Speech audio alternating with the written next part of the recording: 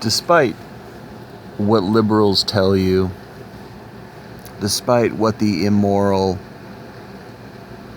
left and the new wave, new age feminism and the new morality, which is what they like to call subjective morality.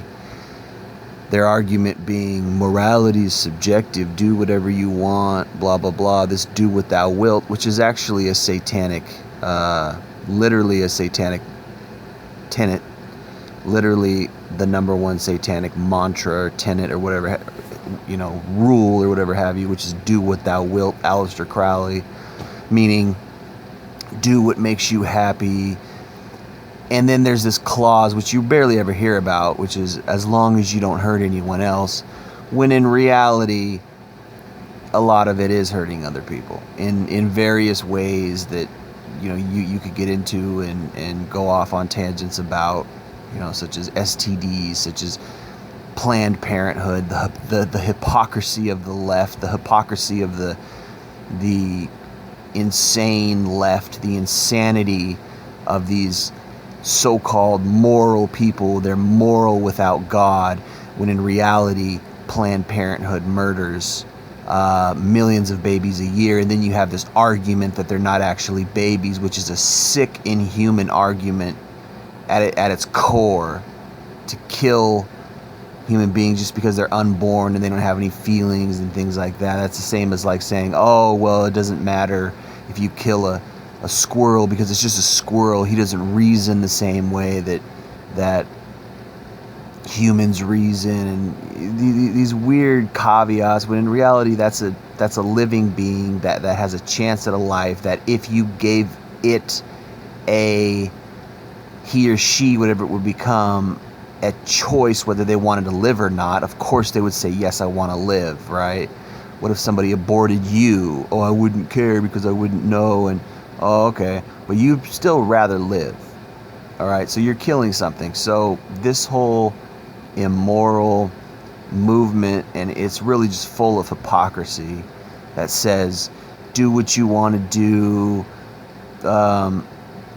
It's kind of a twist on the golden rule, but actually the golden rule really is just, don't, treat others how you want to be treated. That's not the goal. That doesn't mean that you could just do whatever you want morally and everything's going to be fine. So this whole generation has that kind of spirit. They have that kind of, I'm going to do what I want. This is the me generation. This is the generation that threw off morals, threw off traditional values, and just started being selfish. So when you understand that that's what it is out there, you look outside and you say, well, wow, this is a really immoral place, and you can just do whatever you want, and people are doing whatever they want, and they've thrown off any kind of values, they've thrown off any kind of traditional ideas, and they've just kind of gone out and done what they want, and they think that it's all good and there's not going to be any consequences, and hey man, do whatever you want to do kind of deal. And in reality there are consequences. So yes, obviously millions of babies are murdered every year by Planned Parenthood. That's one consequence. Another consequence is all kinds of STDs. STDs are very common. Another consequence is hurting people. Another consequence is having kids out of wedlock. There's all kinds of single mothers out there. I think there's an epidemic of single mothers. So you're not treating a family, you're not giving a family a proper chance. You're not treating your children correctly by, you're not doing them a service by going out and being loose morally and loose sexually and these kind of things. And I believe we have a whole generation that's raised off of divorce. At least half. It's a statistic that 50% of marriages ended in divorce. That's half. So half of the people of our generation, the millennials or whatever, come from divorce.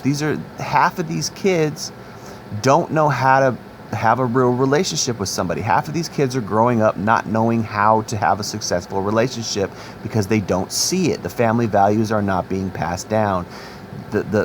the males aren't being good fathers, and the females aren't being good mothers. These are not good representatives of proper families, proper male-female relationships, and they don't know how to really act in these roles.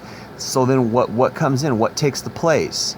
Then you have entertainment culture. You have being raised by movies, being raised by video games, being raised by pop culture, being raised by all this. And so what do you have? You have a lot of people who are really in the know and educated about useless information, useless stuff, entertainment, sports, things that have numbed them and dumbed them down to simply be absorbers of that, as opposed to role models, or even just as opposed to living a life that exhibits family values, living a life that is a proper human life. Now, you could argue, you say, well, what's normal? Everybody's weird. Yeah, you could say weird things like that, but to try to distract away from the fact that people themselves in general have just become very kind of messed up. I don't think that that's a norm to just be consume, buy, and watch entertainment all day and play video games all day. And I think that that's abnormal. And I think that even women have responded to a certain extent, not liking gamers, and I understand why. Who would want to come home? I'm not saying there's anything inherently wrong with video games per se. I used to play a lot of video games, but if that's all you do all day is play video games, if that's all you do all day is watch entertainment, all you do all day is stuff that's not masculine, stuff that's not manly, stuff that's not, I'm not saying you gotta just go be a worker drone, but you're not a well-rounded human being. And I don't think we live in a culture that raises well-rounded human beings, because again, half of us come from divorce. And so when you come from divorce, what happens? There's dysfunction in the family. Your parents aren't right for whatever reason, and you're raised by certain things that are really not family. You're raised by certain things that are really not human. And what's the best things for human? What's the healthiest things for humans to have? It's the healthiest things for humans to have is a normal family life, is a loving family life, an adjusted family life. And we don't have this. Particularly the next generation is not going to have it, because their parents went out and slept around and had a bunch of kids out of wedlock, got STDs, got all messed up, and then they want to come back around and settle down with some beta man or whatever and try to fake a family life. And I've seen this. They try to manufacture oh yes, we're really in love like Disney and da da da. It's just a bunch of phoniness. When you don't really have the core values and you don't really have the real genuine thing, you're just faking it. You're just out there being phony. You're in a relationship after you've ridden the carousel. You come back, you settle down with some beta, and then you want to fake it and be like, oh yes, we really love each other. And the kids can see through it. That's not real love. They can sense it, and they grow up thinking that their normal is this phony life, and then you get a lot of phony people, and then you get a phony society.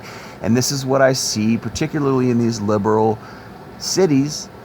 I live in a liberal city, Seattle, and I see a lot of this phoniness, a lot of this fakiness, where really the women are running the show, and there's really not a proper male woman structure. Not to say that the man should rule the woman or anything like that, but there's just not a man-woman dynamic. It's this weird phony dynamic that's just abnormal, and we're not raising normal families. We're not encouraging normal families in that scenario. We're just perpetuating the dysfunction, and then we're glossing over it with this veneer of phony, yes, we're really in love, and this phoniness, and it's just not genuine, and it's see-through, and you can see it, and I see it, and that, I think, is one of the biggest problems with young people today, is they're going out and they're perpetuating these bad habits, and they don't even understand what normal is, and they don't even understand how to get normal, how to be anything close to what normal is, or real love, or anything like that.